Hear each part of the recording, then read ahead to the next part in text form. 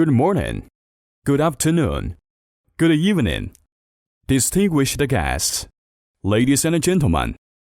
Welcome to the GTI Online Summit 2021.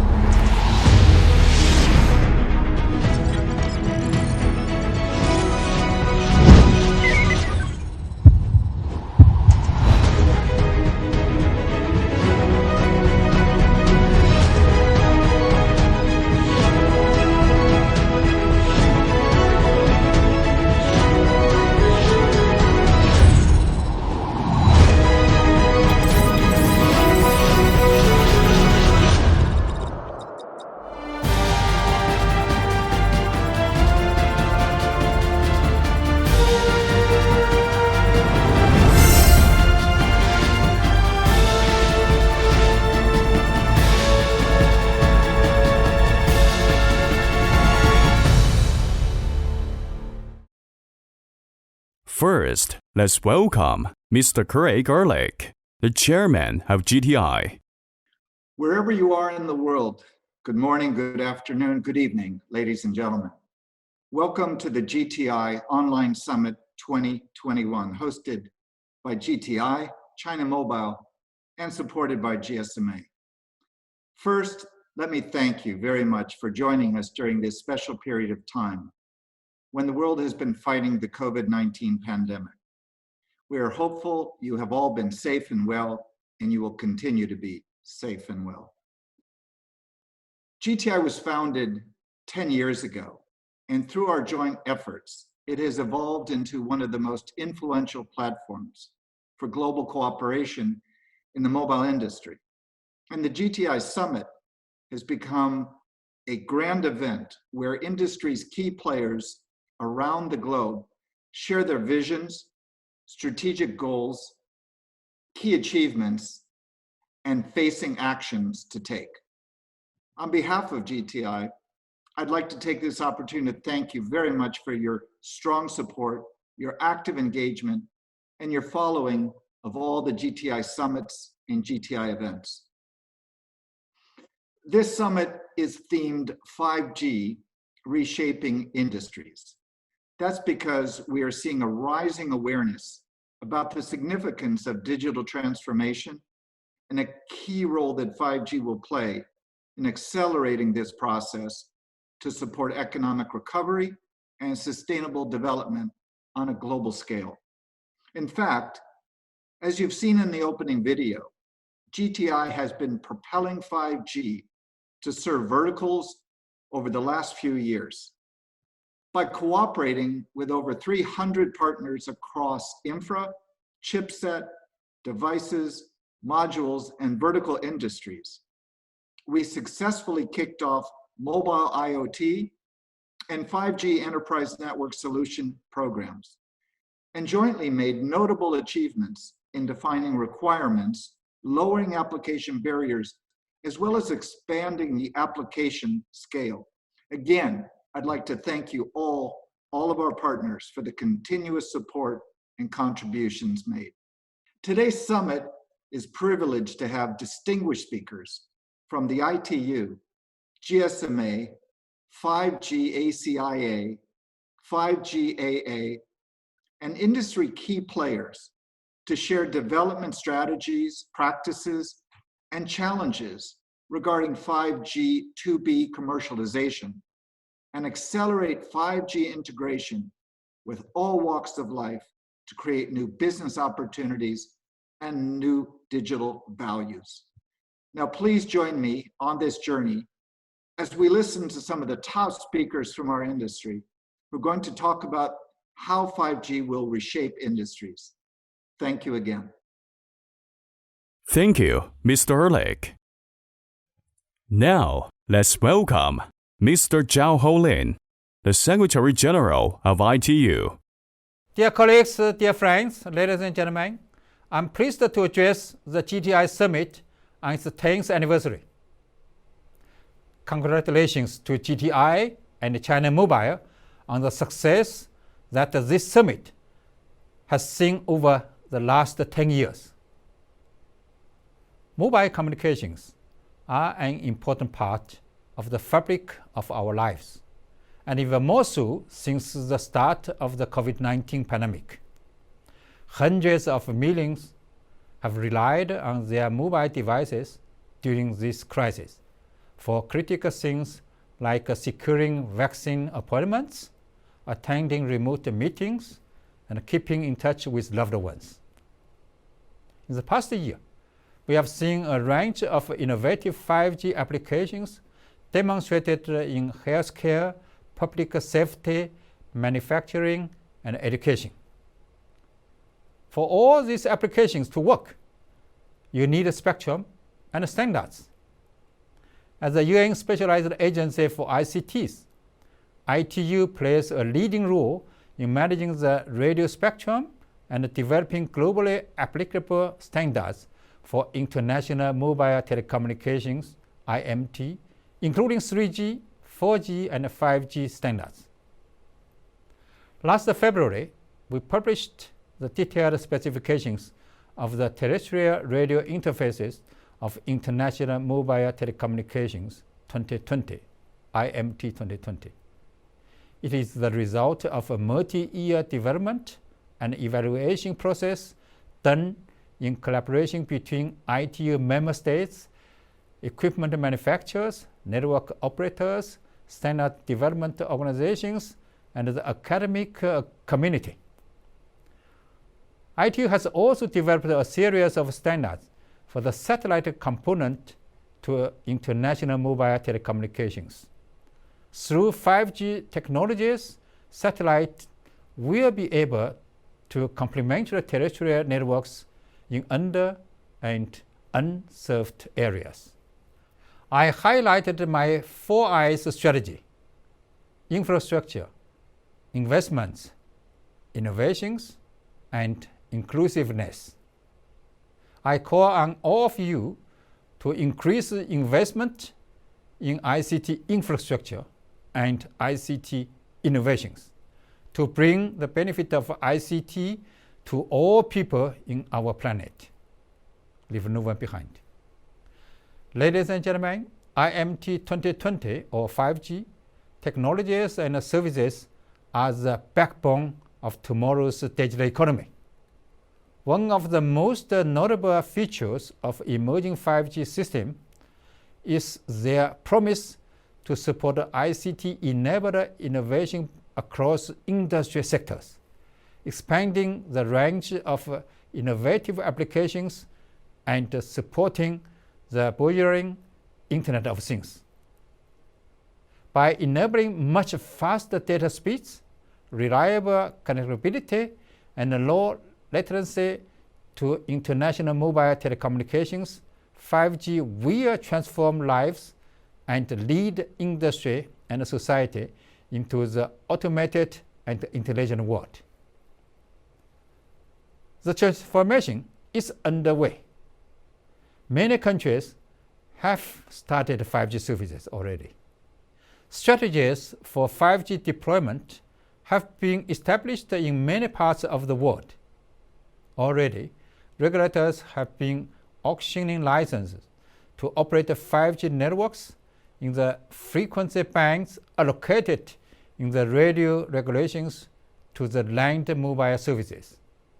As for ITU, we will continue to support the development and implementation of international regulations and standards to ensure that 5G networks are secure and interoperable, and that they operate without causing harmful interferences to other services.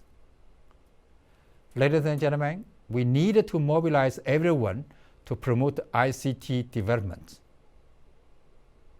I'm confident that the contribution made by GTI and all the companies and organizations represented here today will help facilitate the development of 5G mobile networks worldwide. On 17th of May, ITU celebrated its WTISD 2021 with the theme accelerating digital transformation in challenging times. So, let this summit be a call to action to accelerate digital transformation. Let us work together to ensure that the transformative technologies like 5G are force for good that can help us achieve the Sustainable Development Goals and leave no one behind. I wish you a successful GTI Summit. I wish you a great success of GTI in the next decade. Happy 10th anniversary of GTI.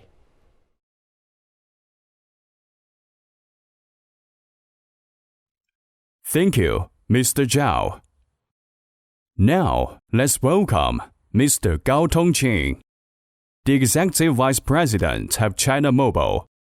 尊敬的赵鹤林秘书长、何立琴主席、各位嘉宾、女士们、先生们，大家好！非常高兴再次参加 GTI 国际产业峰会。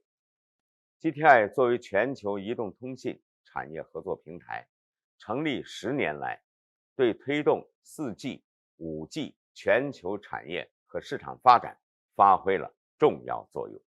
中国移动作为 GTI 发起成员之一，感到非常自豪。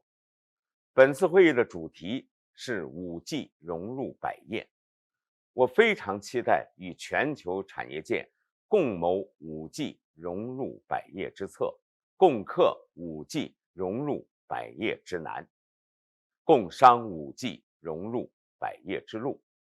当今，以信息技术为代表的新型基础设施正在加速全社会的网络化、数字化和智能化进程，将为全球经济高质量发展注入强劲动力。5G 作为重要的信息基础设施，在全球得到了广泛的发展。据 GSA 统计，截止2021年4月，全球已有68个国家的162个运营商推出 5G 服务。5G 商用部署速度超过以往任何一代移动通信技术。今年6月，恰好是中国 5G 商用牌照发放2周年。5G 产业能在这2年加速发展，得益于全球产业合作伙伴持之以恒的推动与共同努力。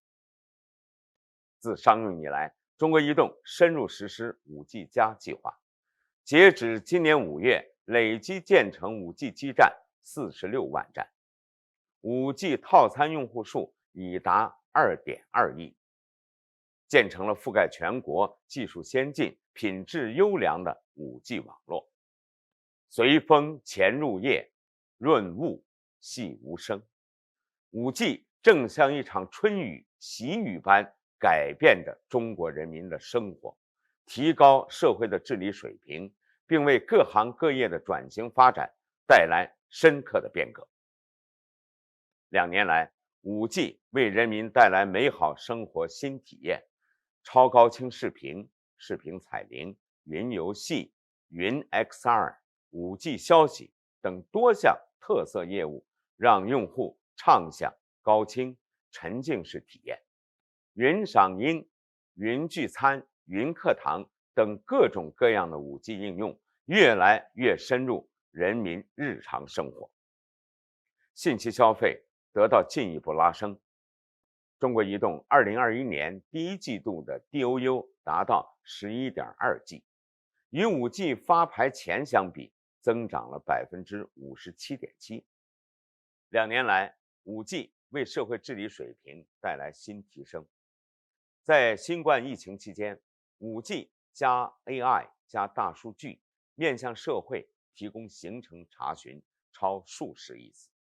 5G 移动 CT 筛查车、5G 核酸检测车等多项一线急需应用第一时间在疫区开展服务。在洪涝、台风等自然灾害期间， 5G 加无人机应急通信有效保障现场救援指挥。这些 5G 应用都为抗击疫情、灾害、恢复社会秩序做出了重要贡献。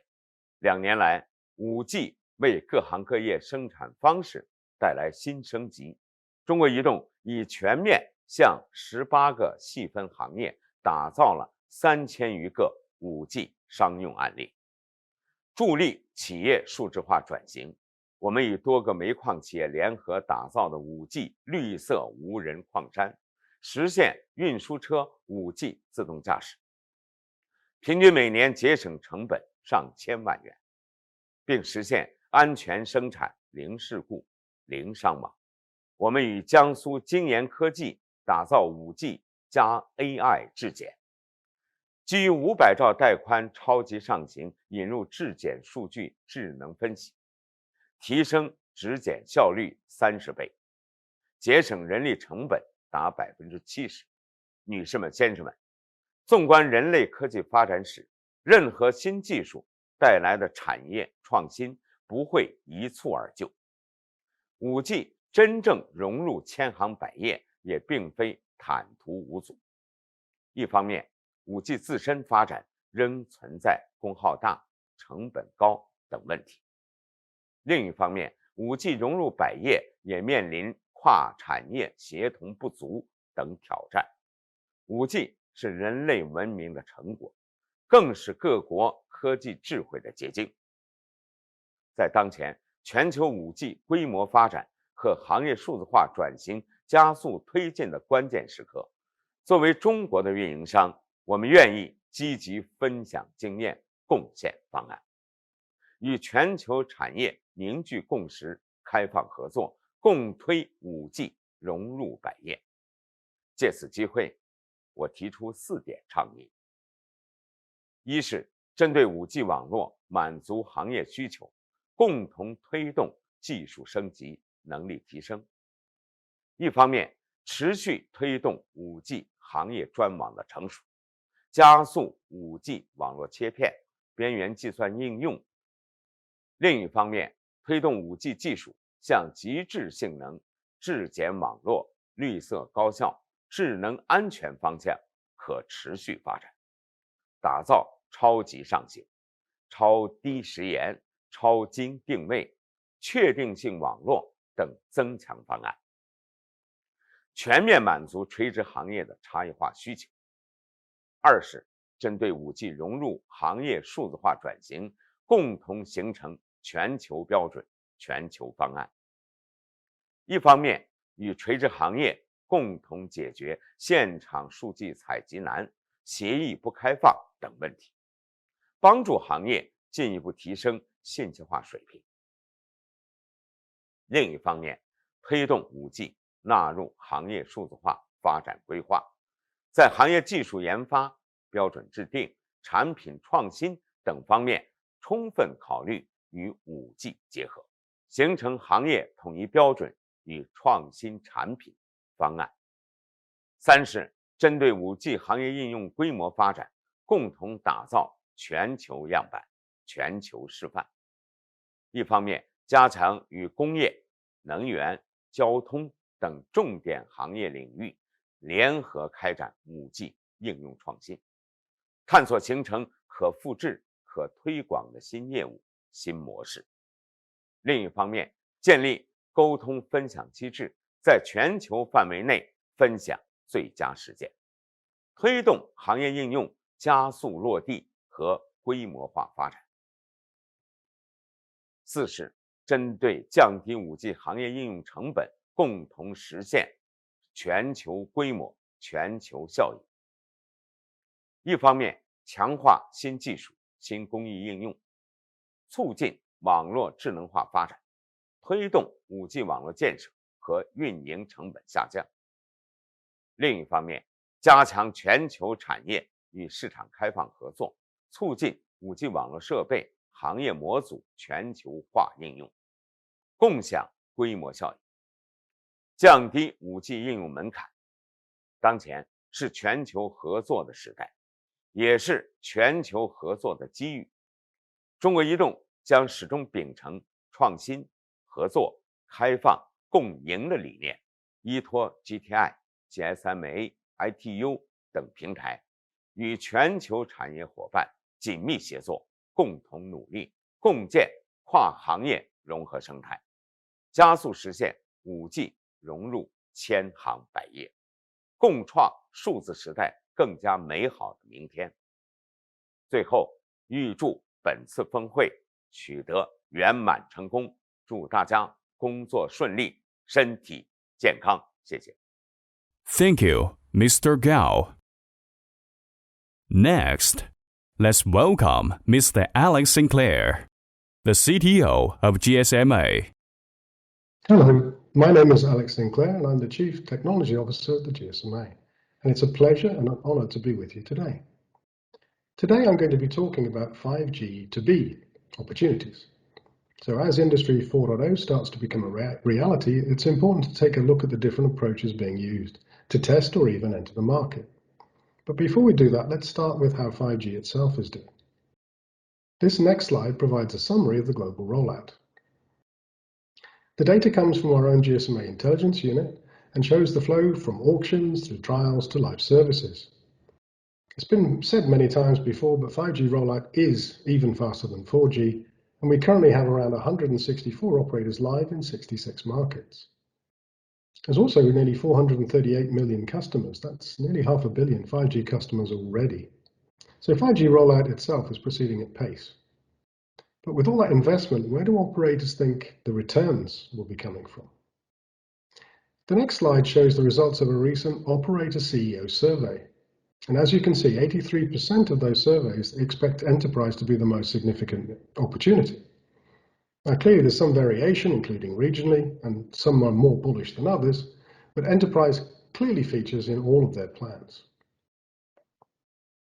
This next slide is intended to provide a little bit more context on the drivers and, of course, some of the very serious environmental factors. Let's start with the pandemic. That hit fairly early on in the 5G rollout, and it caused a slight delay in several markets. But on the whole, the rollout has been pretty resilient, and we're not expecting to see a lasting impact in the coming years. The global supply chain has also seen a number of challenges, from geopolitical issues to the push for more open interfaces and new suppliers, and of course the global chip shortage the world is currently experiencing.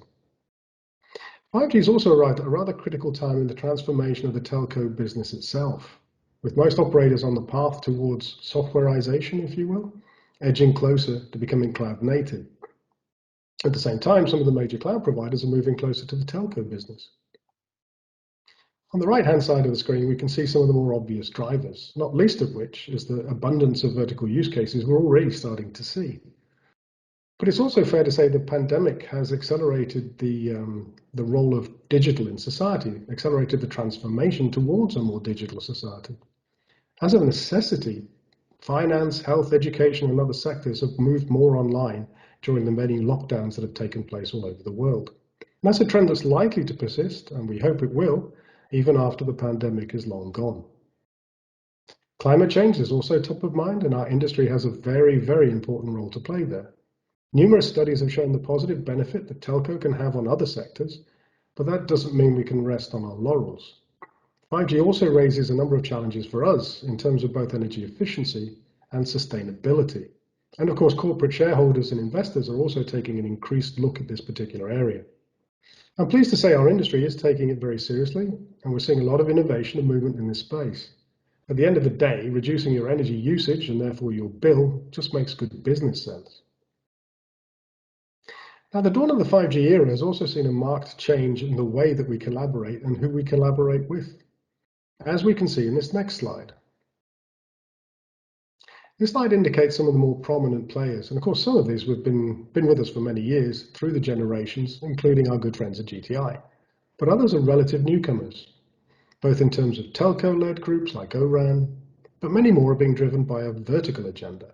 If you look at the sheer number of organizations in Europe alone on the right-hand side of the slide, you get some idea of the appetite from the vertical sectors to get involved. Now, a number of these organizations will also be speaking today, so I won't dwell on the point, but you can clearly see a shift. If I use the GSMA as an example, when I started, our members were predominantly operators with a few major suppliers. Fast forward to 2021, we have banks, automobile companies, manufacturers, etc., etc. Now, all this collaboration has also led to real-world traction, as this next slide hopefully illustrates. Now, I'll start by saying these are just a handful of examples. There are so many more, it's impossible to count. But they are examples of the more practical collaborations that we've been seeing. And they've been chosen to more represent the diversity of sectors and use cases.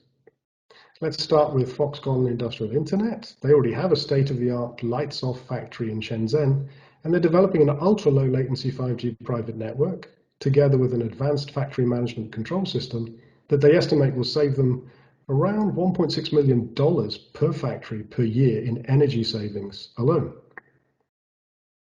China Mobile, Huawei, and Huheng have deployed a state-of-the-art 5G standalone and multi-access edge computing facility in a number of smart factories in China to manage and optimize the fleets of autonomous guided vehicles.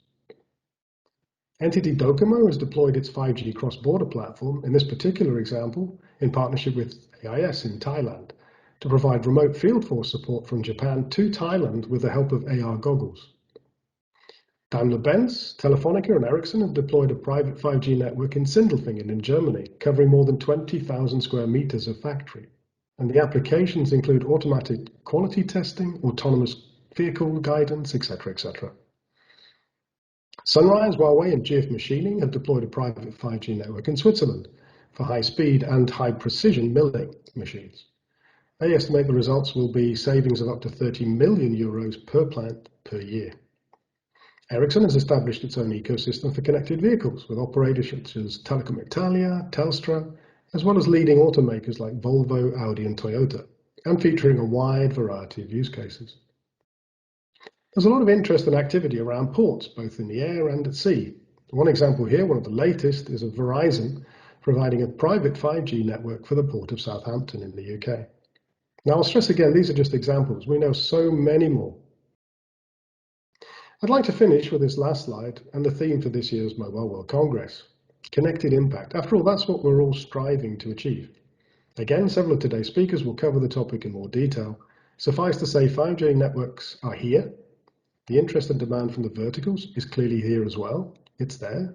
And we're beginning to glimpse the future, the art of the possible, if you will, in terms of the connected impact that together we will be able to achieve. So thank you very much for your time, and I hope you enjoy the rest of the event. Thank you. Thank you, Mr. Sinclair. Next, let's welcome Dr. Su Jiangxin, the SEVP and Head of Enterprise Group of KT. Thank you for inviting me as your keynote speaker today. I'm Su Jiangxin, Head of Enterprise Business Group of Korea Telecom. I'm honored to be with you at GTI Summit, one of the finest working groups in the mobile industry. Today, in the age of digital transformation, I'd like to talk about the opportunities and challenges telecommunication companies face in the 5G B2B market. First thing to address would be the role of 5G in digital transformation era. Then, real-world experience KT went through, followed by our 5G B2B plan. A vast number of Korean companies are attempting to embrace digital transformation. There are three factors to point out when speaking of this change. The first factor driving these environmental changes is the disruption of traditional industry digital companies brought. For example, digital companies like Uber and Tesla are emerging as new competitors of automakers. And competition between traditional retail enterprises and digital-based retail dinosaurs is intensifying. The second factor is the exploration in business growth. Traditional companies are experiencing limits to their growth. How could they overcome low growth and create new value? The last factor would be the COVID-19. How should business cope with the drastic changes in the way they work COVID-19 brought? The implementation of digital transformation turned out to be a major factor to ensure survival and growth of a company. Therefore, they have to consider digital transformation prior to anything else. KT Enterprise is an organization in charge of KT's B2B business. Our mission is to be an enabler and a partner for DX of our customers. The sales volume marks about $3.6 billion US dollars. More than 50% of the orders we obtained are from DX businesses. Our job is to integrate digital technologies, including AI, big data, and cloud, into our 5G infrastructure and help our customers make digital transformation that meets their business needs. We aim to be a digital platform company beyond the telco. We create core DX platforms based on telecommunication, such as cloud, IDC, transportation DX, energy DX, ITO, contact center DX, and safety DX.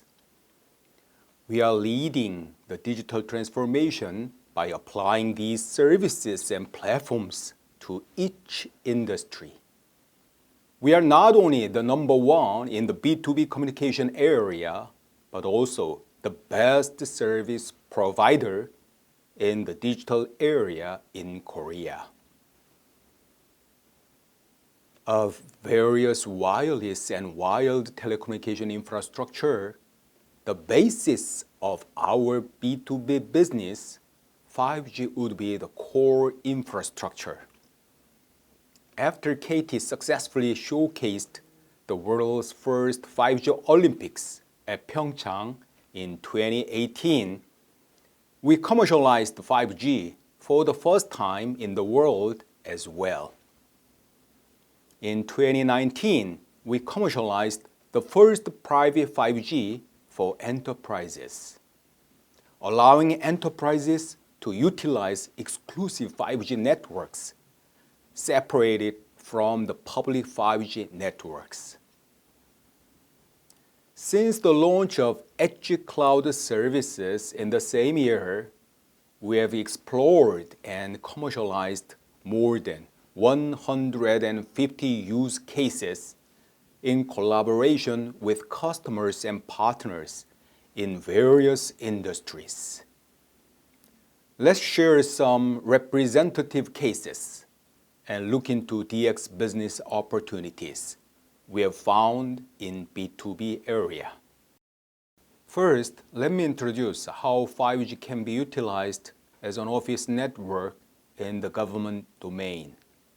In the past, government agencies built their intranet based on the static IPs with strong concern in security. However, access to the business system from public network via VPN from outside duty or business trips required complex steps. They were vulnerable in terms of the security as well. As COVID-19 forced them to take a leap for digital transformation, the government converted the static IP-based office network into 5G, adapting new work environment. Now they have secured and safe access to their business system away from the office through a dedicated device without installing additional software or changing IP. Based on the successful pilot project carried out in cooperation with KT and a government agency, we are planning to apply this to more agencies in the years to come. This could be a great example of innovating the way the government agencies work with 5G-based smart office, bringing additional opportunities to expand our business to the private sector. Next, in the field of education, I'd like to share what we went through to build a smart campus with 5G for a military academy in Korea. COVID-19 also boosted the demand for contactless education. KT is carrying out projects with hologram lectures, allowing remote access to the class. To overcome the limitations of the ship's internal environment that cannot accommodate many trainees, and the ship's structure that is not easy to understand, we plan to conduct education with digital twin-based AR/VR contents in order to improve learning experience. We analyze physical training with a 360-degree matrix view and provide feedback to learn accurate and detailed demonstrating actions. We build 5G network and MEC infrastructure for these services. Next, 5G-based smart factory business model for small and medium plants to drive digital transformation. To help them increase their productivity and hold competitive advantage, we provided machine vision and robots to automate simple, repetitive production process. Data generated from production equipment could be collected in real time on the cloud via 5G network built in the factory. Analyzed with AI, this data optimizes facilities and production processes. This has vitalized predictive maintenance and increased productivity. Following is a case applying digital technology to a Korean Army unit. As part of an effort to innovate resources, infrastructures, and system of national defense with application of digital technology, we built a pilot model of smart military camp using 5G platform. Wearable devices allow to manage health condition of the soldiers in real time, such as heart rate, blood pressure, and body temperature. We built an environment that can track locations and status of military vehicles in real time to support the efficient execution of military operations. Also, the sensors attached to the firearms can manage the carry-in and take out of the firearms in real time. Likewise, this required to build the 5G-based infrastructure. Finally, the following are cases of cooperative intelligent transport system built for a local government. We established the concept of digital road in Jeju Island, Korea. We built an environment where all traffic information can be shared with each other via vehicle-to-vehicle communication. In addition, the Central Control Center detects the location of a vehicle which needs to move urgently, such as patient transport, and it controls traffic signals to give the vehicle priority to move. These services could be implemented by integrating 5G, IoT, cloud, AI, and big data. This is a representative example of transportation DX.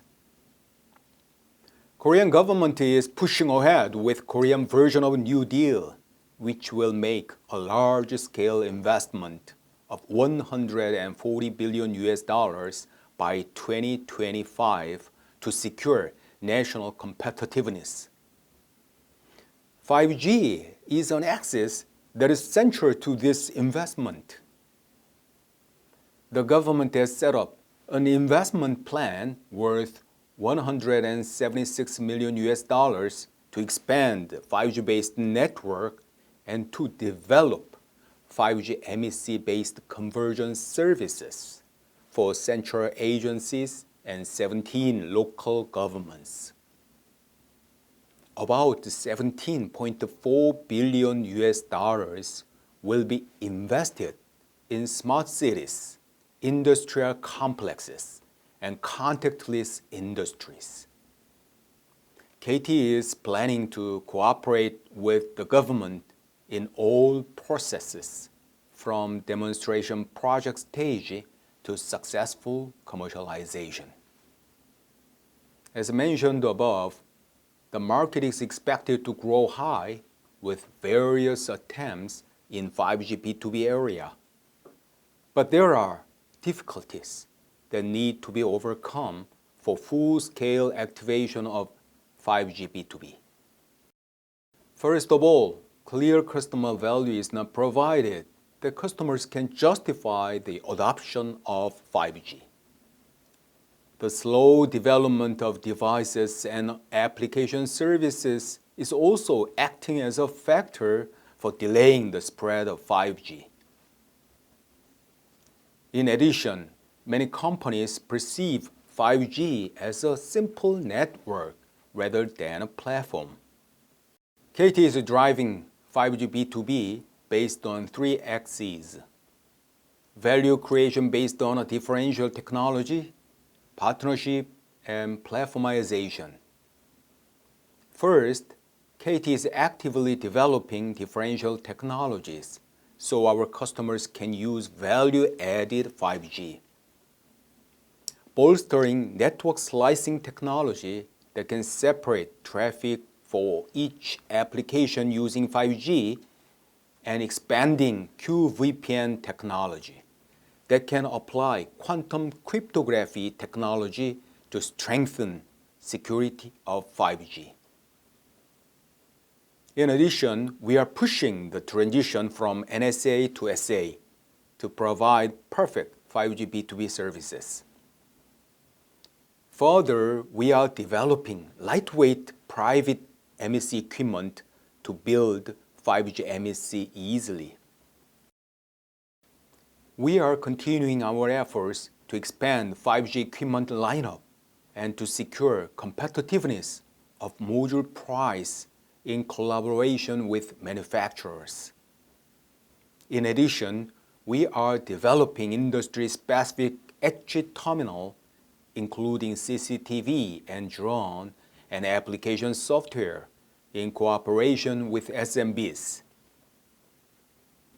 Further, we are working hard to jointly build infrastructure in remote areas in collaboration with domestic telecommunication companies for faster spreading of 5G.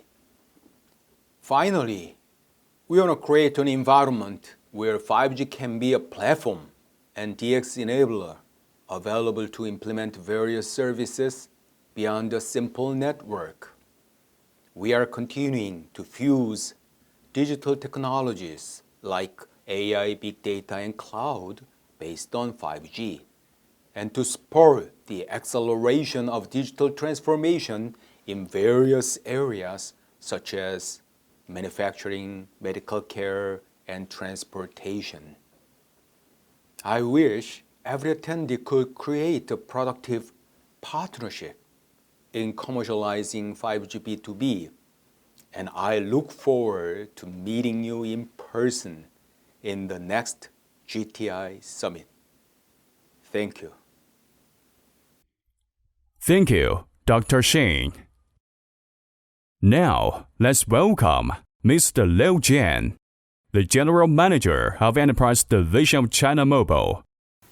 女士们、先生们、朋友们，大家好！很高兴能够参加 GTI 线上国际产业峰会。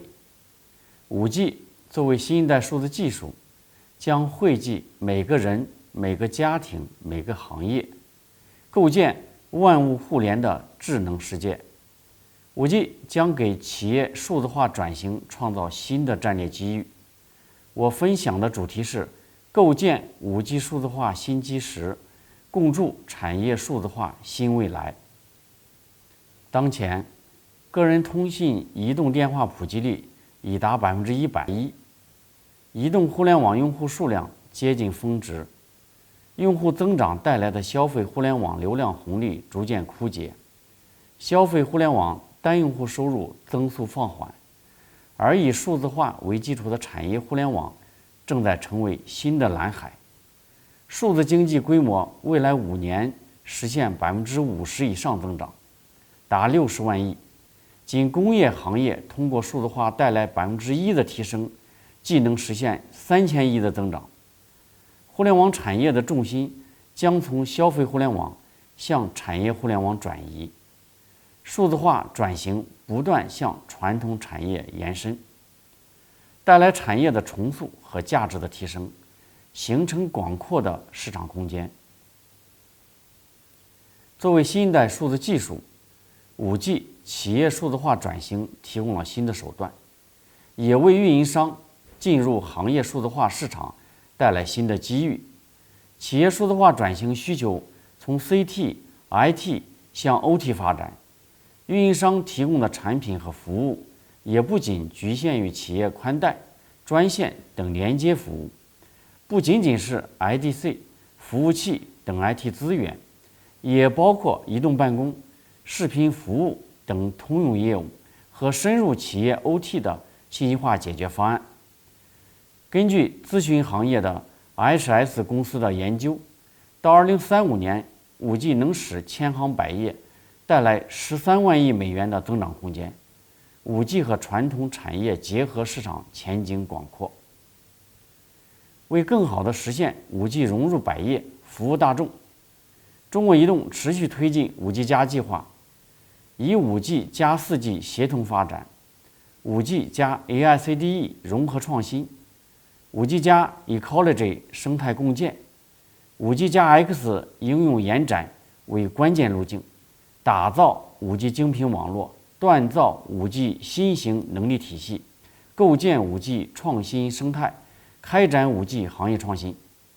面向智慧工厂、智慧交通、智慧电网等15个重点行业，打造了200个集团级的 5G 龙头示范项目的样板点，拓展了超过2000个省级区域特色项目的商品房，沉淀了超过100个深入企业生产环节的应用场景，在多个领域实现规模化商用落地。在工业制造行业， 5G 将推动制造业的4个转变：一是 5G 数字化连接能力，助力打造数字化工厂，实现物理世界向数字世界的转型；二是 5G 的远程化控制能力，实现劳动密集型生产向无人化、少人化转型；三是 5G 的灵活部署能力，推动企业从大规模流水线生产向柔性制造转型；四是 5G 的智能化运维能力，推动制造企业从产品制造商向服务提供商转型。工业行业细分门类多，行业门槛高，定制需求强。我们深入智慧工厂、智慧冶金、智慧矿山、智慧电力等细分领域，深化 5G 对典型工业应用场景支持，推进 5G 深入生产流程，实现工业行业规模复制。下面我们用一段视频带大家感受一下 5G 为制造业带来的新变化。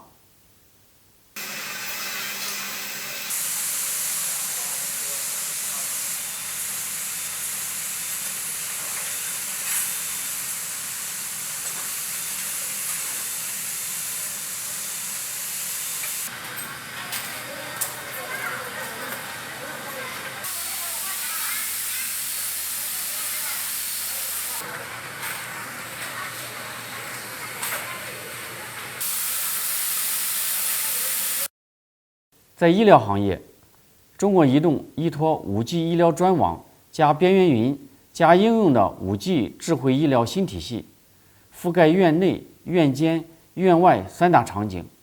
院内打造 5G 智慧医院，通过 5G 医疗专网与边缘云构建的新型医院基础设施，结合 5G 智能机器人、5G 加 VR 等服务，让医院管理更智能高效。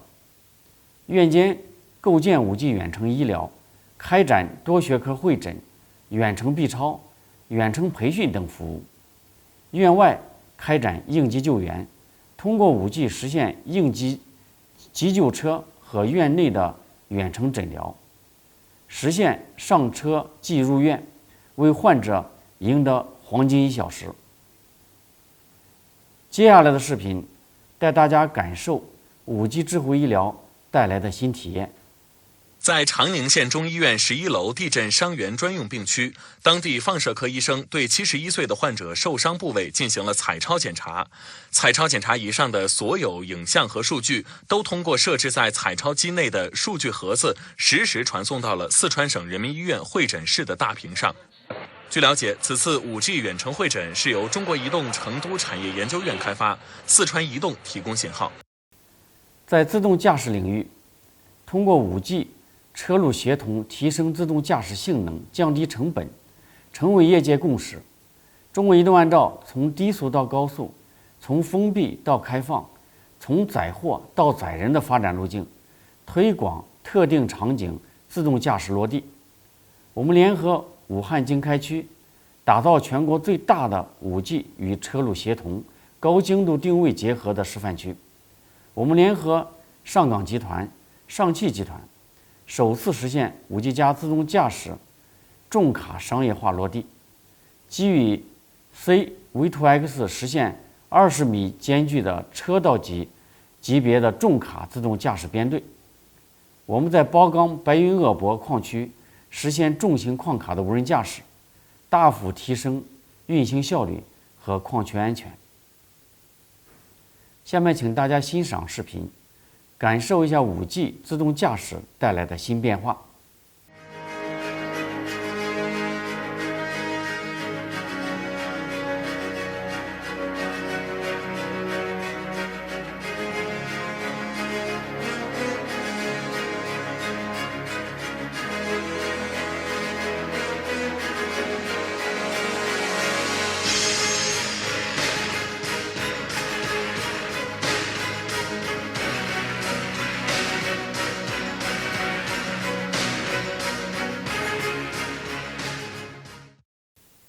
刚才我们看到5G 正在给行业带来的巨大变化。5G 在行业的应用加速了 OT、IT、CT 的深度融合，不仅带来行业格局的重塑，也为运营商转型升级提供了新的机会。在产品供给侧形成与行业需求匹配的新型产品体系架构，包括定制化的网络、智能化的云计算基础设施与灵活开放的行业应用创新。中国移动坚持网加云加 DICT 融合发展的策略，通过建设面向行业客户的5G 精品专网，打造云网一体时代的 Cloud OS， 推出深入行业的端到端的 DICT 解决方案，不断拓展新能力，加快融入千行百业。5G 专网是垂直行业的基础应用，基于灵活组网、按需定制的原则，我们推出的5G 专网优享、专享、尊享3种模式。优享模式主要满足客户对网络速率、时延及可靠性的优先保障需求。专享模式主要满足客户超低时延、数据不出厂等业务需求。尊享模式满足客户高安全性、高隔离度等定制化的建网需求。另外，我们打造了差异化的网络 BEF 多量纲商业模式、一站式运营平台及专业化运维保障等4类差异化的能力，为客户提供专业的5G 网络服务。截至目前，中国移动已打造700余个高质量的专网标杆。云计算是新基建之基，是数字社会建设的基石。我们将移动云作为全公司重要的战略性业务和新型的关键基础设施，坚持自主规划、自主研发、创新突破、自主可控的关键核心技术，按照 N+31+X 的布局原则，打造全网统一的分布式云，满足客户全场景云业务的需求，聚焦高性能计算、高并发存储、超融合架构等重点领域，打造行业领先云服务。同时，发挥中移动基础资源、市场服务等禀赋优势，构建云网一体、云边协同、贴身服务、安全可控的差异化竞争力。应用解决方案是切入行业的直接体现。中国移动基于通用能力与行业平台，构建快速可迭代的 DICT 解决方案。一是依托 5G 云计算为主的新型信息化技术，打造通用能力，包括高精度定位、行业视频、物联网、网络切片等，将这些能力通用化、产品化、中台化，满足行业调用需求。二是基于项目实践，打造 One Power 工业互联网、One Point 智慧交通等9大平台，面向行业提供一揽子方案，面向合作伙伴提供一站式赋能，面向客户提供一站式一体化交付，实现与生态伙伴的合作共赢。三是基于通用能力与行业平台，构建快速可迭代的 DICT 解决方案服务垂直行业，实现行业解决方案的场景化、标准化、规模化发展。5G 不仅是运营商的 5G， 也在逐渐成为千行百业的 5G。中国移动愿与产业各界携手助力经济社会数字化发展，共创信息时代的新发展，共谱数字经济发展的新篇章。谢谢大家。Thank you, Mr. Liu. Now, let's welcome Mrs. Chen Lan, the President and CEO of Docomo Beijing Labs. Good morning, afternoon, and evening, everyone. Thank you, GTI and China Mobile, for inviting Docomo to participate in this GTI Summit. I'm Chen Lan from Docomo Beijing Labs. Today's topic is on 5G reshape industry. I would like to introduce Docomo's activities on accelerating digital transformation of industry and society, and our approach to meet the needs and requirements of various industries with 5G and beyond. Amid the modernization of society and technical evolution, digital transformation is now very essential for new value creation and industrial structure transformation. 5G is the most important piece in helping to realize digital transformation. By upgrading user experience, enabling innovative service, and improving productivity, digital transformation will contribute to the solution of social issues and new value creation. Let me first share with you the status of Docomo's 5G from 3 perspectives: number of subscribers, coverage area expansion, and our practice on service creation with our partners. We launched 5G service in March 2020. Since then, we have made aggressive effort to expand coverage and further increase data rate and capacity. Docomo have approximately 4 million 5G subscribers, and 5G is available in more than 500 cities. There are 4,000 organizations participating in 5G Open Partner Program. I will share more details in later slides. By fully utilizing 3 new 5G bands, Docomo provides lightning fast 5G, which is called Shunsuk 5G in Japanese, with maximum 4.2 Gbps and 480 Mbps on downlink and uplink throughput, respectively. By March 2024, 80% of the population coverage rate is expected to be achieved. The purpose of 5G Open Partner Program is to expand 5G solution by co-creation with partners. By business matching among service provision partner and service utilization partner, various opportunities are created, covering diverse use cases, including industrial advancement, education, and healthcare, etc. It includes mainly 3 practices: 5G Open Lab, providing verification environment and solution at 11 labs in Japan and overseas. 5G Digital Transformation Awards discovers and utilizes assets which can lead to high synergy with 5G. Business meeting will be facilitated among Open Partner Program members and share common themes, matching assets, and similar requirements. Through these activities, we have successfully created 5G solution with various partners in various areas. Around 4,000 organizations are joining this program, creating solutions ranging from work style reform, education, medical healthcare, and industrial sophistication. VR shop, failure detection, point cloud data, live 8K VR are main solutions in advancement of industry. Among recent 250 cases, 60% are video transmission and VR, fully utilizing the high speed and large capacity feature of 5G.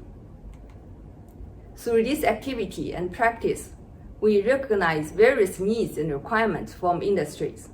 For instance, low latency for factory robots and remote surgery, efficient network deployment, supporting various use cases, stable and high-speed transmission even in non-line of sight condition, high reliability for remote medical care, etc.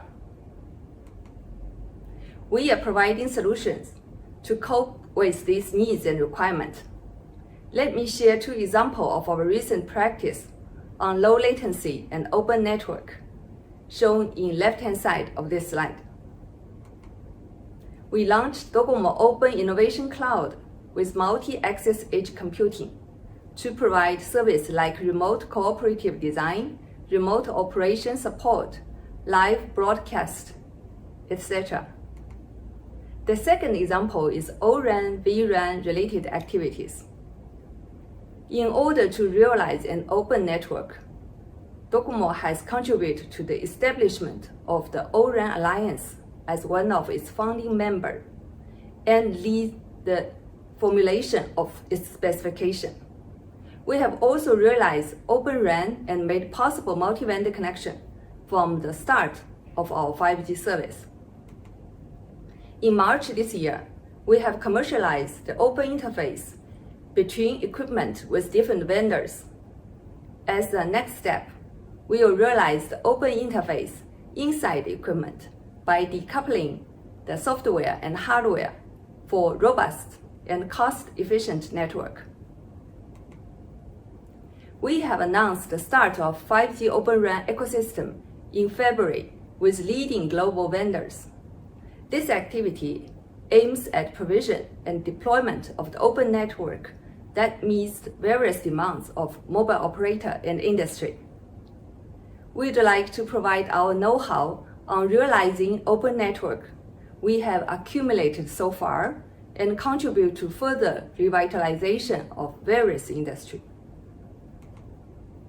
Continuous and persistent innovation, including 5G evolution and 6G, are necessary to further satisfy the diverse requirements of industry. For instance, new service area, including sky, sea, space, performance guarantee for industry use, utilization of terahertz band, and future network innovation. Docomo is actively conducting research and development towards 6G to meet the new combination of requirements for new use cases, including the extreme requirement on energy and cost efficiency, high reliability, massive connectivity, and sensing, etc. We are further exploring possibility in 5G to realize the digitalization of industries, new customer relation, and work style reform, and investigating 6G and ion technology for further realization of a well-being society. Together with our partners, Docomo is making all of our efforts to help to reshape industry and create new values. towards a more advanced and sustainable society. Thank you. Thank you, Mrs. Chen. Now, let's welcome Dr. Andres Miller, the General Chair of 5G ACIA. Well, hello everyone, and thanks for having me. My name is Andreas Müller. In my day job, I'm the head of communication and network technology in Bosch Corporate Research in Renningen, Germany. But today I'm here in my capacity as the general chair of 5G ACIA, the 5G Alliance for Connected Industries and Automation. And it's really a great pleasure and honor to be part of the virtual GTI Summit this year. And I will talk a little bit about some recent developments on the way towards industrial 5G manufacturing. And I guess most of you already know why 5G is so important and interesting to the industrial domain. It's simply because we can bring the developments towards 5G with the unprecedented capabilities and performance together with the developments towards Industry 4.0, where connectivity per se is a key enabling technology. And if we do so, we can basically lift Industry 4.0 to the next level and achieve unprecedented degrees of flexibility, productivity, efficiency, and also ease of use. So a lot of value to be unlocked here if we can improve the productivity, for example. So that's always then very interesting also from a business perspective. If we look a little bit into more detail, there are different application areas that we see. Of course, 5G may play an important role if we want to connect mobile or portable assets like forklift, e.g. automated guided vehicles, and so on. The same holds for moving or rotating parts. We're using slip rings or track chains today, wireless sensors, human-machine interaction, for example, for supporting augmented reality or virtual reality applications, positioning and tracking applications, so that this is integrated in the same infrastructure, highly modular production, so that we can easily put together different modules like Lego bricks, and this way reconfigure the production line in a very short time and thus quickly react to different market needs. For instance, retrofitting is a very important topic so that we can easily upgrade existing machines, which are often used for 10, 15, or sometimes even 20 years. But the biggest benefit maybe that 5G may bring is that it has the potential to become a one-size-fits-all solution, at least for wireless connectivity in a factory. So if we look at different use cases, we sometimes can find different solutions that already exist, but 5G is the only solution we currently see that is capable enough to support really a wide variety of different use cases with sometimes very diverse requirements at the same time. So it may lead to a convergence here. Now, what is the role of 5G ACIA? 5G ACIA serves as the global forum for bringing all relevant stakeholders together in order to jointly drive and shape the developments towards industrial 5G. So on the one hand, this includes the OT industry, the operational technology industry, and on the other hand, the ICT industry, the telco industry. And of course, this covers a number of different aspects, like reflecting the needs of the industrial domain in standardization, regulation, establishing a common understanding, what we can do with 5G in the industrial domain, but also then identifying relevant certification and testing needs, for example. 5G ACIA has been established in 2018. As of today, we are 85 members. You can see here an overview of the current members, and it's really a good mixture between the ICT industry and the OT industry, and also a good mixture of members from different regions around the world. So where are we currently now on the industrial 5G journey? Well, if we look at the consumer business, we can say 5G already is a reality. We can get 5G handsets. The networks are already upgraded to 5G. So that's already happening today. But of course, this is more the evolutionary path of 5G. And also the additional revenue potential that comes along with this is very limited, simply because the consumers, the end customers expect that they can always get the latest version of the standard, but the willingness to pay more is very limited. The situation is quite different now. If you look at the industrial domain, here it's more revolutionary than evolutionary. So 5G may lead to a fundamental change of how we build a factory in future, and it may really unlock a lot of value in a factory. So therefore, also there's a substantial potential for significant additional revenues also for the ICT industry, but we are not there yet. So there's still some way to go, and there are very good reasons for that. And I think the same applies to many other vertical industries. There are many activities ongoing. Also, if you look into agriculture, construction, and so on. But these vertical applications take a little bit more time. So why is the industrial domain lagging behind? If you want, as I just mentioned, there are very good reasons for this. The most obvious reason is that we started later. 5G ACIA has been established in 2018, just 3 years ago. This was basically shortly before the finalization of release 15, and it simply takes some time to catch up here. Also, some of the key features that might make a difference to the industrial domain come only with release 16 or 17, thinking about reliable latency communication, support for time-sensitive networking, or also NR RedCap. And there we have to wait until the chipsets are there, until we have modules and also infrastructure components are available. And these features really make a difference to the industrial domain. So just higher data rates, as we have it more or less with release 15, is already nice, but the real difference comes with the new features with release 16 and 17. Also, there is the need for new deployment models, new business models. Non-public networks, of course, play a very important role in manufacturing, and also this takes time to develop. Performance validation is something that is still ongoing, also very important, because if you're running a factory on 5G, you don't want to rely on the simulation results. You really want to see that 5G can deliver on its promise in a real-world production environment. There are different innovation cycles in the ICT and OT industry. In the ICT world, it's more 2 years maybe. In the OT world, it's more 5, 10, or sometimes even 15 years, depending on what you're looking at. Also, the ecosystem has to grow from scratch. I'm also thinking about industrial components here, so which simply takes time, and there's a chicken egg challenge. The question is, will we first of all see 5G networks being deployed in the factory, or will we first of all see many industrial components coming up supporting 5G? Someone has to take the first step here, and that's why this ecosystem development is a challenge per se, and also something where 5G ACIA is trying to help by establishing trust between all relevant stakeholders. Now, on the following slides, I would like to highlight some recent achievements of 5G ACIA, some recent work we have done.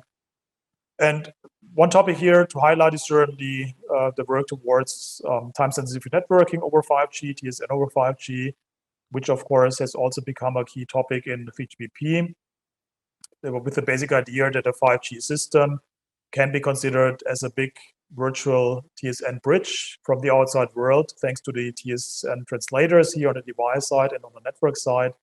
And this allows then a very seamless and easy integration of 5G into the existing connectivity infrastructure. And there are different TSN components being supported by 5G in future, starting with release 16, later release 17. We will see some enhancements for these.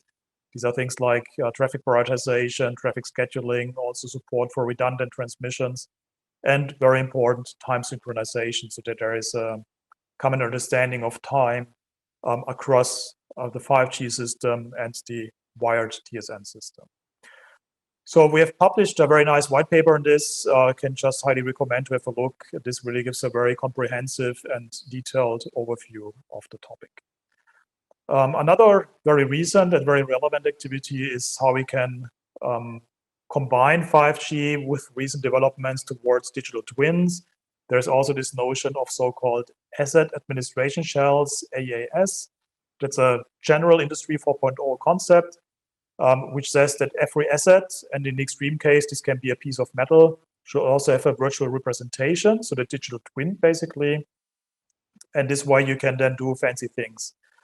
If we now want to integrate 5G into a factory, of course, we have to think about how to define such an asset administration shell for a 5G network, and also a 5G end device, a 5G UE, and also how these asset administration shells then can support different things like the planning, the operation, and the maintenance of such a factory.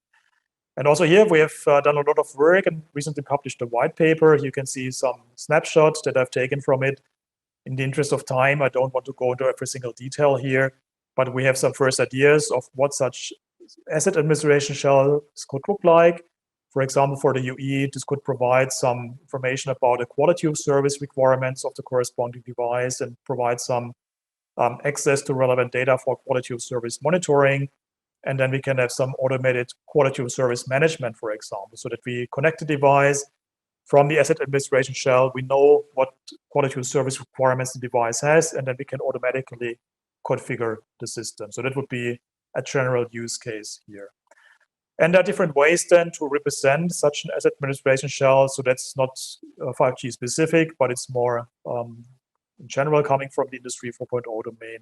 And all is described in more detail in this nice white paper.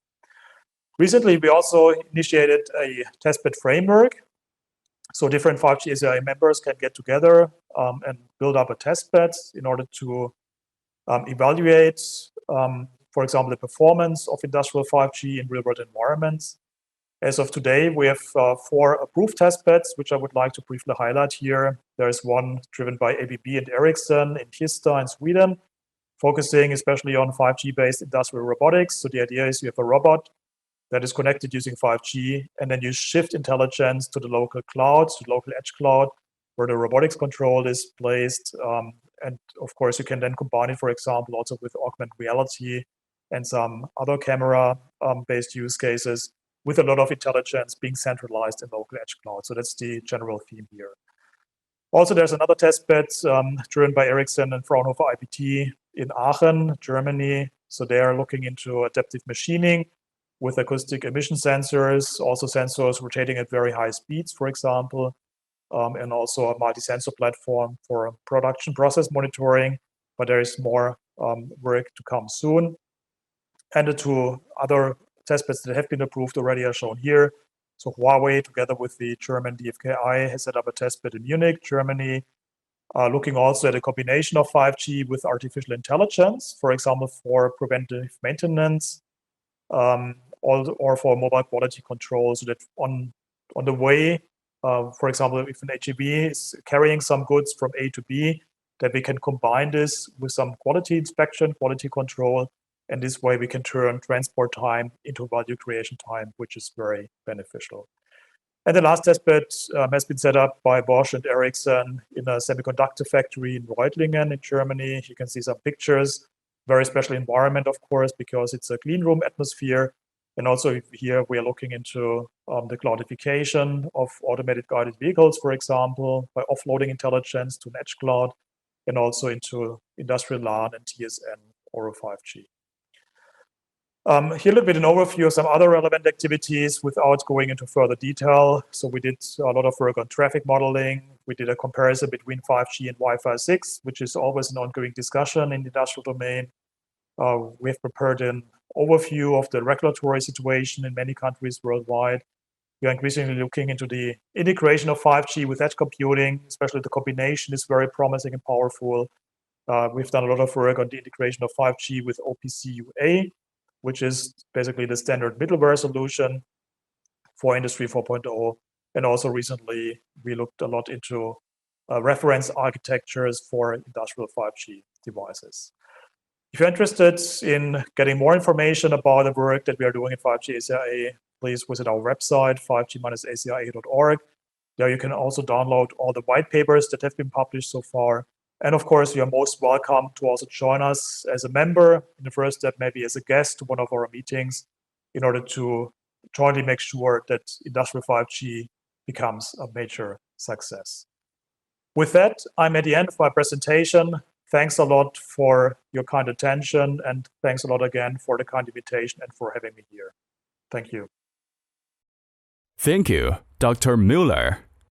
Now, let's welcome Mr. Maxime Flamand, the CTO of 5G-AA. Hello from my side. My name is Maxime Flamand. I'm 5G-AA's Chief Technology Officer, and I'm very happy to present the current status of the 5G-AA today at the GTI meeting. So let me introduce 5G Automotive Association. It is a global cross-industry organization that brings together the voice of the automotive and telecommunication industries. The association is working on defining and developing end-to-end solutions for future mobility and transportation services. 5G AA covers all aspects of CV2X, including obviously the technology and standards, but also allocation of spectrum and all aspects related to policy and regulation around the world, as well as testing, security, go-to-market strategies, and business models. I would like directly to thank you for your cooperation. Right from the inception of 5G AA, we are considering GTI as a partner in a larger ecosystem, including SDOs, certification bodies, regional organizations, and industry representatives. Now, let's watch a short video that describes 5G AA and CV2X better than I could. Let me introduce you to what we call Cellular Vehicle to Everything, or CV2X. It's this family of technologies that allows vehicles to really connect with their surroundings. Your car becomes a moving data center that can share the information captured by its sensors with the entire transport ecosystem, making it safer and more efficient. The beauty of CV2X is that your car can basically talk to another car by sending a quick message through what we call CV2X direct communications. This works even when there's no network. Alright, let me give you an example. So imagine you're about to make a left turn, but a speeding car's incoming in your blind spot. Your car will anticipate and alert you in real time, avoiding a potential crash. And it doesn't even stop there, because that's when the CV2X mobile network communications mode comes in. Sending messages via the cellular network, it can relay information to even more distant cars, creating a whole transport ecosystem that's safer and intelligent. A traffic jam 2 kilometers ahead? Your car will know and plan its journey long before you could. And what's great is that it's not only cars that can receive the message. It's transport infrastructure, it's pedestrians and cyclists through their mobile devices. Can you imagine the implications? Already today, there are more than 180 million connected cars that have the ability to operate basic V2X applications via existing 4G and LTE cellular networks. From 2020, LTE V2X direct communications has begun enabling more safety and traffic efficiency applications. But to make advanced safety and automated driving a reality, we need to go one step further, and the next step is 5G. With super-fast yet ultra-reliable connectivity, 5G V2X will allow vehicles, road infrastructure, and other road users to coordinate trajectories, anticipating each other's maneuvers both inside and outside network coverage, making the roads safer and greener for all.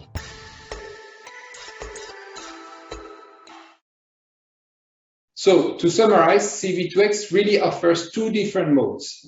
One communication mode is network-based, and another one is the direct mode. For the network-based, you have a connectivity as you have with your mobile phone, connecting the vehicles, the infrastructure, and as well as the pedestrians with mobile network and their clouds behind it. The mobile network access is ensured with 4G today and 5G coming up in almost every part of the world.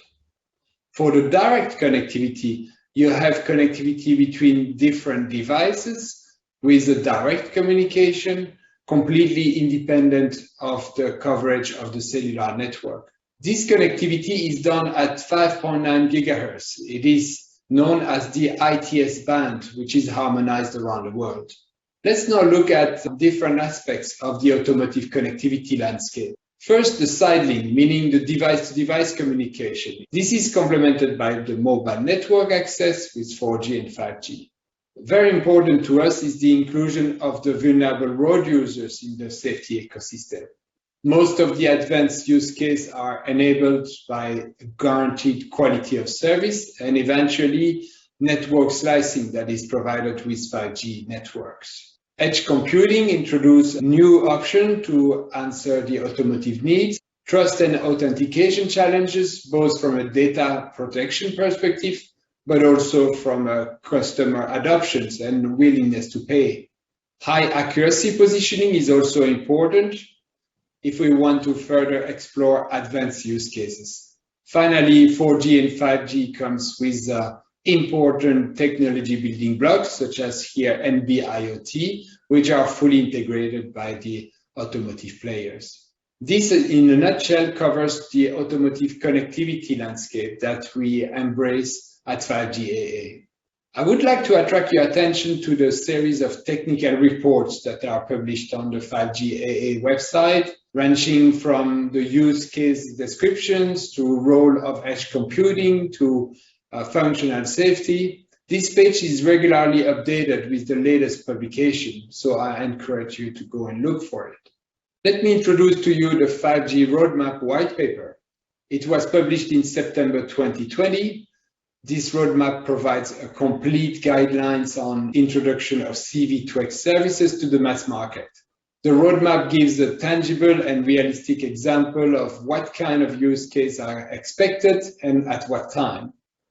It consists of 4 different development trends on traffic efficiency, safety, and 2 on automated driving use cases. In the roadmap, we have identified the most promising use cases and we align them with the expected adoptions of the different C-V2X standards. Now, let's have a look at the different regions where C-V2X is being deployed. You will notice some discrepancies between the regions, but for now, let's start with China.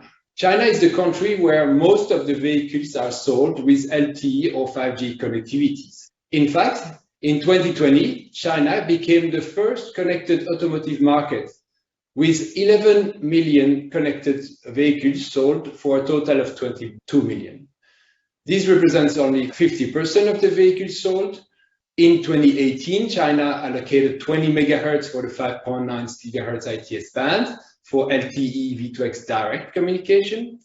And in the last 12 months, 6 vehicle manufacturers have already put on sale in China new models with LTE V2X direct communication. 4 more models are expected introduction to the market in the next months, and a total of 14 new models will be on sale by the end of 2021. The kind of applications supported have been standardized worldwide by different standardization organizations. This is no different in China with day 1 applications, followed up by the day 2 in the next years to come. The applications are using both connectivity to the network, but as well to the direct communication, especially when we are talking about safety-related use cases. In China, more than 40,000 kilometers of highways are subject to the Chinese 5G strategic deployment plan. More than 1 million 5G base stations have already been installed across the 3 mobile network operators. This is massive. We also see that some cities are being gradually equipped with short-range direct communication with roadside units. We have documented around 900 roadside units in 5 different large-scale deployment initiatives in 2020.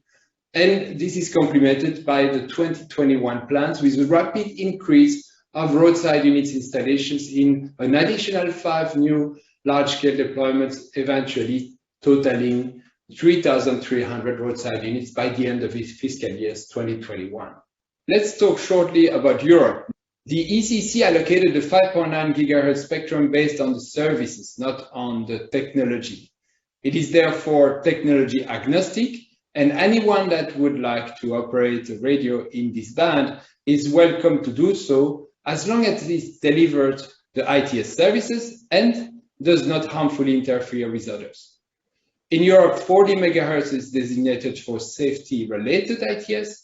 5G-AA has suggested that ITS G5 and LTE V2X Direct each operate in a separate 10 megahertz band called preferred bands, while the global automotive market converges towards one technology in the next 3 to 5 years. Now, given the wide accessibility of 4G and eventually 5G on the European roads, many vehicle manufacturers have geared up to capitalize on the mobile network opportunities. And we see also many cities and road operators starting to offer internet interfaces with real-time traffic information, such as red light phase and timing, emergency vehicle routes, slippery roads and other local hazards, and even wrong-way drivers warning. For the 5.9 GHz radio, there is more activity on ITSG5 because of legacy funded projects, which was based on the SRC. But we see more and more dual radio deployments to the point that most of the roadside unit vendors are offering dual radio by default. For example, in 2021, ANAS in Italy announced dual mode, dual active roadside unit deployment, supporting ITSG5 and LTV2X Direct simultaneously. We are very happy to see this gradual tech-neutral transition happening in Europe. Now, let's look briefly at the US market. With regards to 5.9 GHz, FCC Commissioner voted in November 2020 for modernizing the 5.9 GHz band. Consequently, they recently published their report and order together with an FNPRM. FCC allocated the upper 30 MHz for the CV2X. The DSRC roadside units will have 1 year to terminate operation, either by turning off their equipment or by migrating to CV2X. What's more, the further notice of proposed rulemaking will help to resolve the CV2X technical rules and to discuss spectrum allocations for 5G NR-V2X direct spectrum for advanced driving operation. It is important to note that Ford has announced by 2022 the start of productions of LTE V2X direct equipped vehicles. Other vehicle manufacturers also have started different deployment projects using CV2X direct. As example, roadworks protections in Virginia, red light intersection in 30+ cities, and recently school bus safety in Atlanta, potentially extending to tens of thousands of school buses across the country. I will end here with this overview of the status of 5G AA, and thank you again for this invitation. I'm looking forward to increasing our cooperation in the future. Thank you, Mr. Flamand. Now, let's welcome Mr. Liu Yingshan, the Deputy Chief Engineer of China 1000 Power Grid. 尊敬的各位嘉宾、理事们、先生们，大家好，我是来自中国南方电网公司的刘颖尚，非常荣幸参加本次的 GTI 峰会，有机会分享南方电网公司在 5G 加数字电网应用实践中的一些经验与体会。近年来，为推动 5G 技术在电网行业的应用，南方电网公司制定了专门的业务发展计划，梳理了涵盖发输配变用电网全环节的54类典型业务场景，统筹部署全网 5G 应用研究工作。自2018年以来，联合电信运营商、设备厂商、科研机构等产业合作伙伴，持续探索 5G 加数字电网产业落地，在标准、技术、应用、生态方面，促进 5G 与电网业务的深度融合和应用创新。我们与国内外同行一起，积极推动 5G 国际标准制定，将电网特色融入标准。我们公司参与制定的41篇电力需求与技术实现提案，已被纳入国际标准体系。我们还推动 5G 加智能电网应用研究在 3GPP 国际标准立项。在技术验证方面，我们在业内首次的突破 5G 承载电网生产控制类核心业务的技术难关，形成具有电力行业特色的 5G 应用解决方案，其中无线空口高精度网络授时原创性核心技术，填补了传统公网无法提供微秒级高精度时间服务的空白。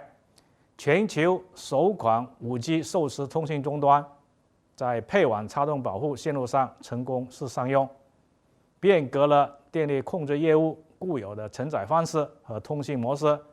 我们还部署了业界首套融合 5G 的电力业务切片与资源管控平台，实现电力切片从订购、配置、部署到监控全生命周期运行，不同切片间互不影响，质量可保障，状态可监测。在应用推广方面，我们与中国移动合作，在粤港澳大湾区核心区域广州南沙的明珠湾建设了 5G 加数字电网应用的示范区，在业界率先开通了基于 5G 商用网络的端对端电力专用切片和电力通用切片，实现了涵盖花书变配用51类电网全业务场景的端对端网络测试、业务验证和挂网式运行。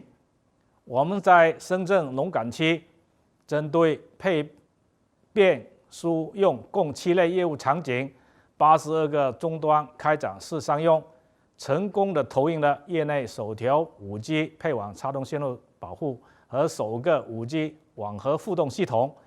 500千伏的硼层站融化深圳市 5G 政务应用重点项目，在2020年全球 5G 应用大赛中荣获了优秀场景奖。在生态构建方面，我们也联合产业合作伙伴牵头发布了 5G 电力虚拟专用建网模式等系列产业白皮书，引领 5G 行业专网的解决方案，孵化和建立了产业共生型的联合的研发生态，逐步实现电力定制化 5G 终端系列产品规模商用量产，推动传统的电力装置适配性升级改造。下一步，南方电网公司将继续的携手业界同行，持续开展 5G 在电力行业的技术联合创新、产业联合应用、行业联合推广，持续的推动 5G 加数字电网的应用。我们相信，先进的 5G 通信技术将为建立以新能源为主体的新型电力系统，实现碳达峰、碳中和目标，做出强有力的支撑。预祝 GTI 峰会取得圆满成功，谢谢。Thank you, Mr. Liu. Now, let's welcome Mr. Dai Jinghua, the SVP of Sany Group. 各位嘉宾、各位伙伴，非常荣幸受邀参加2021年 GTI 线上国际产业峰会。感谢 GTI 峰会组织，也感谢中兴通讯的邀请，在此分享 5G 助力3E数字化转型经验。3E重工作为工程基建里面的领军企业，我们始终致力于全球最新技术来发展产业，为世界贡献一个品牌，使全球对中国制造有重新的认识。在2018年，我们董事长梁文根提出了数字化转型，要实现数字化转型战略的工作，要么翻身，要么翻船。经过3年的努力，3E重工取得了在工业互联网、AI 应用、智能制造各方面的成功。这些成果离不开各位的支持。我们从2019年以来与中兴通讯、中国移动在工业互联网方面进行大力的合作。在我们的车间，我们率先实现了 5G 的覆盖，实现了我们装备 5G 的应用，不管是我们的视觉传感，还是我们的机器人，以及我们的 AGV 小车，都在 5G 网络上有效的、有序的进行工作。这些都要感谢各位伙伴的大力支持。今天我也觉得特别荣幸，能够在我们的公司的工厂里面实现数字立方的产品的应用，能够与我们的伙伴共同为 5G 改变社会，为 5G 改变中国制造来贡献3E方案。在刚刚过去的2020年是一个不平凡的一年，中国经历了疫情，在这种情况下，我们获得了长足的发展，3E的销售取得了50%以上的增长，我们的利润得到了70%以上的增长，我们的设备利用率提高了30%，这些都源于我们的数字化转型带来的成功。我们的设备在2018年的时候需要1万台来支撑我们700亿的销售，而在过去的2020年，我们的设备数量只有5000多台，但可以支撑我们1300亿以上的销售。这些对于我们来说是不可想象的。这就是数字化带来的魅力。从今年开始，我们将进行数字化转型的第2阶段，就是数据驱动。那么数据驱动离不开最基础的数字化设施，也就是我们的新经济。我们的数字经济要依赖于我们的5G 技术，依赖于我们的云计算，还要依赖于我们工业技术的深入应用。这3者的结合，就像我们今天的工业智能制造的场景一样。我相信有我们优秀的运营商、一流的设备供应商，还有我们的工业企业的共同努力，那么未来我们的工业互联网将使中国的制造真正能够走向中国的智能，使我们由制造大国真正变成制造强国。谢谢。Thank you, Mr. Dai. Now, let's welcome Mr. Jonas Larsson, the VP and Head of Business Area, Connected Products of AFRY. Dear all, I'm very happy to get the opportunity to share AFRY's view of 5G as an enabler for a smarter industry with you. AFRY is a European leader in engineering, design and advisory services with a global reach. We have the ambition and long-term goal to accelerate the transition towards a sustainable society. Our 17,000 devoted experts in infrastructure, industry, energy and digitalization are creating sustainable solutions for generations to come. AFRY has a long history in telecom. We have been involved in the development of telecom for over 100 years, and the needs and challenges in the segment are a part of our common understanding. AFRY and Ericsson have been acting together in different partnerships for decades, both in the Scandinavian and global market, starting out in the early 1900s, but really picking up speed with mobile communication for voice with 2G in the 1990s.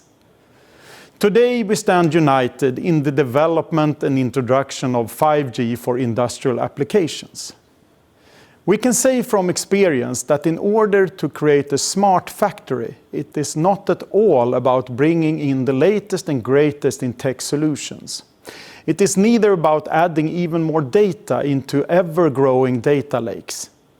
To really make a difference, we will have to adapt in all parts of the operations. It is about the process, the technology, the decision-making, and even the organization. We have to understand that very seldom we can change all those areas in one step. That is why it is futile to think that what we are creating in a project or even a portfolio project is an end state.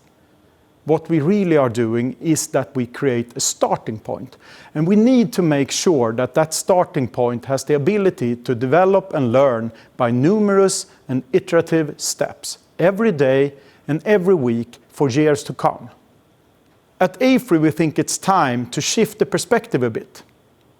A smart factory setup often consists of process steps and pieces of machinery that is simulated, or even better, emulated in different kinds of digital twins, and everything is already connected. Still, the digital representation remains a copy of the real world. And it is treated like that when it comes to decision-making and establishing true facts. We really think to be able to take the full step into smart manufacturing and smart industry, we need to shift perspective.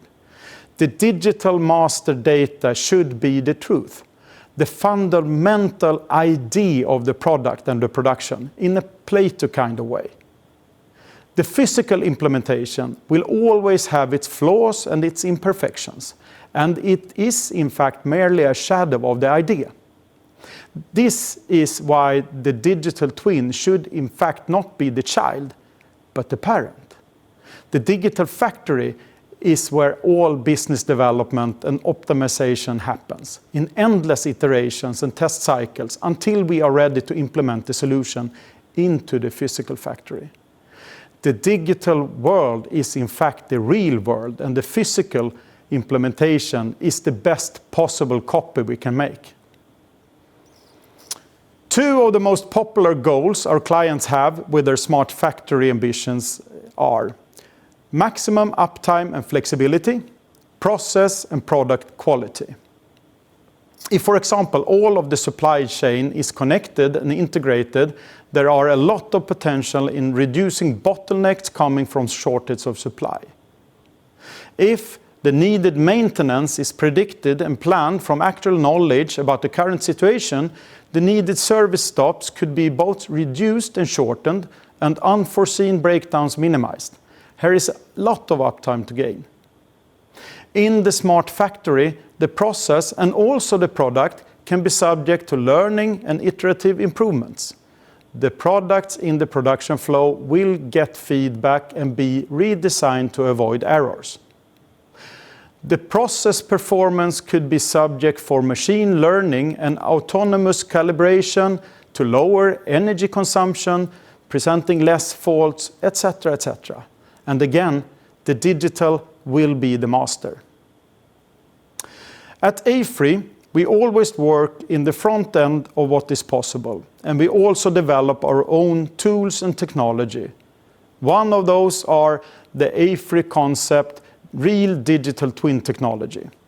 This digital twin is not simulated, but emulated, which means that the input and behavior of it is a lot more dependable than current solutions. We can then create, test, and verify production equipment before it's physically available. It generates an exact master to your production environment, which opens for increased quality and safety in production, as well as greatly increased efficiency in commissioning of new production lines. It is an enabler over time for introduction and upgrading of existing production with more smart technologies as machine learning and AI applications. And every upgrade can be verified within the digital twin environment before introduced into the physical production line. The emulated digital twin is a manageable first step towards our AFRY goal to help our client making digital the new real. With our reasoning about what is doing a production line truly smart, the actual carrier for information could in a way be seen as non-critical. Wi-Fi or cables will be sufficient in a lot of applications, and they are already there. But 5G brings a number of truly valuable advantages. The accessibility. All nodes now and tomorrow can get access to interact with the factory setup regardless of platform or CPU. Flexibility to shift, improve, enhance, and learn is possible without time and cost-consuming rebuilds. Safety and security. All kinds of operations and subcontractors can easily get access to what they need regardless of platform. Service people get both safety instructions and manuals online when at site.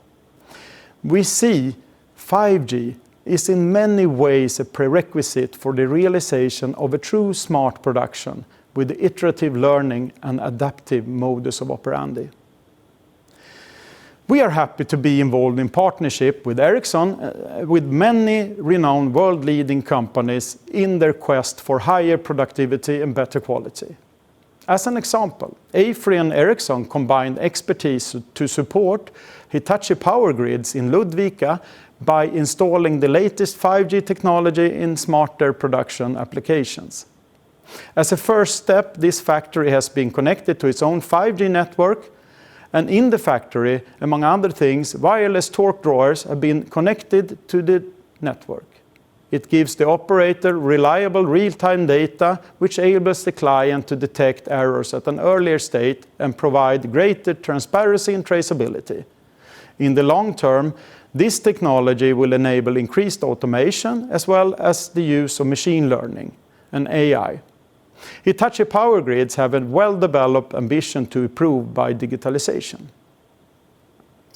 The 5G technology is the enabler for a standardized, open ecosystem with an ability to learn and enhance functionality over time. It is very much different from the common industrial standards of today, which is often more specific and closed. And maybe the most interesting aspect of the true smart factory setup is not how digitalized and how smart it is in absolute terms day one, but to what level it is enabling learning and development in future iterations. the true 5G connectivity is an important platform and enabler. In China, which is an important strategic market, AFRY has established its subsidiary companies in Shanghai, Chengdu, Beijing, and Jinan. AFRY has expanded the R&D and Innovation Center in Chengdu in the high-tech zone with a new office site and will be the R&D and Innovation Center for Smart Factory in China. We are working in the front edge of the 5G applications with smart industry, and we are extending our collaborations with Ericsson and other strategic partners to bring value into China. Making future is our parole at AFRY, and in the future, reality will be digital. Thank you.